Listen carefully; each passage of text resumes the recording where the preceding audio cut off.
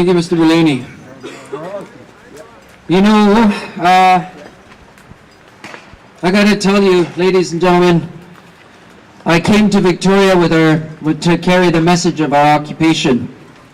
You know, we've been parked at a fish farm for 70 days today.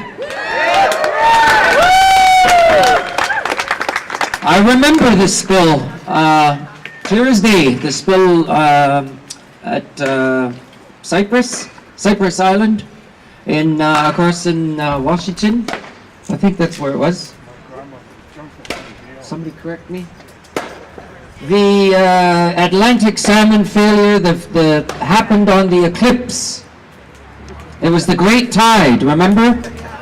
And Cook Aquaculture blamed the tide for this failure in their pens. I remember that because I found out that news the next morning, the first night after our occupation happened, and then the failure of the nets. And it seemed like the United States was getting a lot of attention, but it didn't take long before people started to pay attention to what we've been saying. And I don't know why, you know, after 30 years, that's what it's going to take. That's what we're going to do. The message from everybody at the site who are occupying this morning was that they're prepared and ready to stay as long as it takes until we get a commitment from our government to stop doing these operations in our territory without our permission.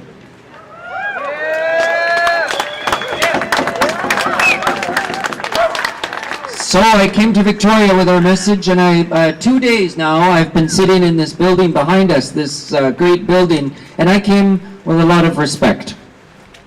You know, I have a lot of respect for the institutions that we have as Canadians, as British Columbians, and I had hoped, you know, to see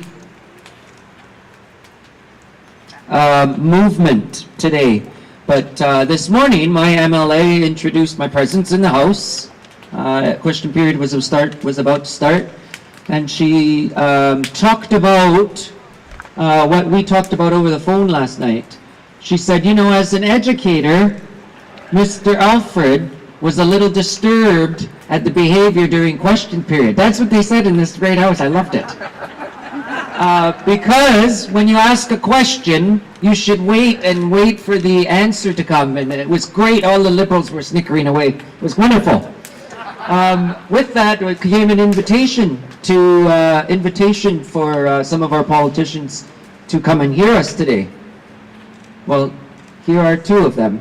I sat this morning and met, and I'm very excited about this new relationship that our government is talking about, because I really believe that our government wants to, deep down in their heart, even the Liberals, want to fix things with the First Nations people.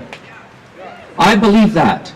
And I'm going to give them the benefit of the doubt, because I'm a trusting, respectful person, and I don't want to fight the government for the rest of my life. I don't want to teach my children that we always have to fight the government. It doesn't make sense. So the next two speakers I want to invite to the floor belong to this great institution we call a democracy. Please take your spot, ma'am.